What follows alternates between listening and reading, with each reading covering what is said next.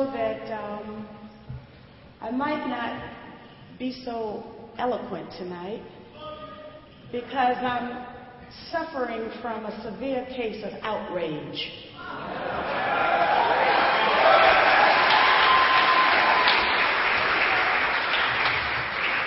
Watching that film and the other films that have been done on the plight of the first responders, I think the 535 members of Congress kind of got it wrong.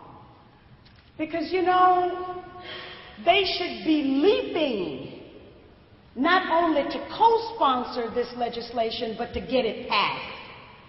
And the power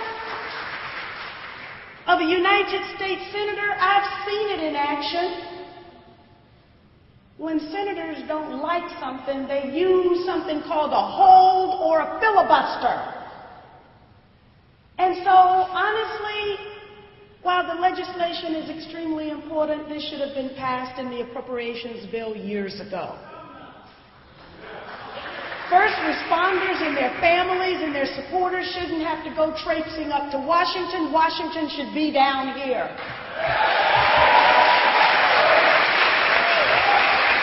But as I think about it, Washington, D.C. is here because, as I recall, it's government of, for, and by us. And when it ceases to be so, then it's up to us to change Washington, D.C.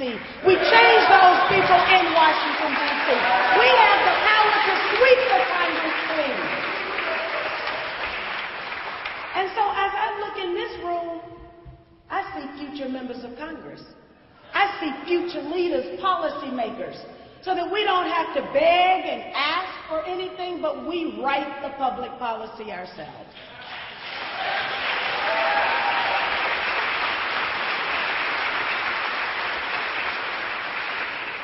Now, I'm a child. I'm not going to speak very briefly because actually, like maybe 30 minutes ago, I didn't even have a voice. My voice was gone.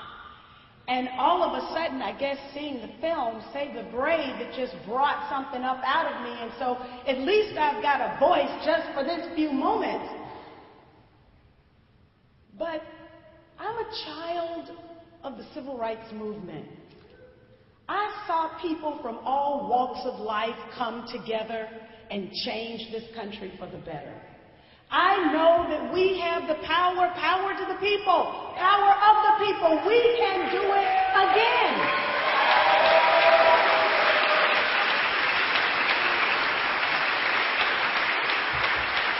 If the Democratic majority in Congress can vote to spend $720 million every day for war, I know that we can also have the money to take care of our first responders. But the first responders, as dire as their situation is, there are millions of Americans, pockets of poverty and neglect all over this country. And so we need to join together, just as was done during the Civil Rights Movement, and turn a new page in this country. The world can't wait, and in fact, the world isn't waiting on us to do so.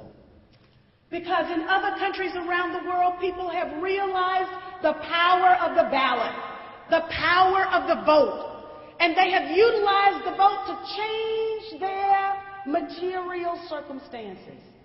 And so that's why we can celebrate in Brazil that they have a revolutionary government that truly represents the interests of the people. We can celebrate that the people were willing to learn their constitution in Venezuela and then vote their values. We can celebrate that even in Paraguay right now, a liberation theology former Catholic priest is about to take the reins of the presidency through the power of the vote.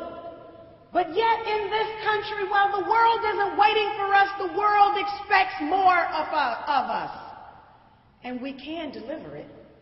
And it doesn't take not even 1/10 of the courage that the first responders showed when they answered the call.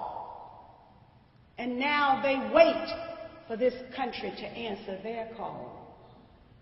All it takes for us to have the same kind of reality is for us to step outside of the matrix that they have created for us, this matrix of fear.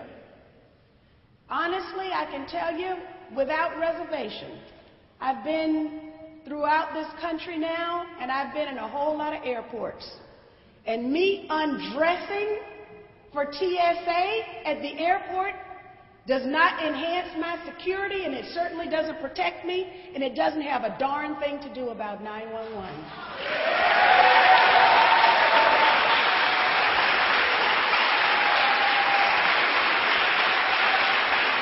George Washington warned us to beware the false patriots who usurp, who wrap themselves in the flag and usurp the very values of this country. That's what we have now. False patriots who take impeachment off the table, who continue to fund war and occupation, who neglect the effect of the rollback on civil liberties in this country and think that the Constitution is just a gosh darn piece of paper. Those are the false patriots. And in this room are the true patriots.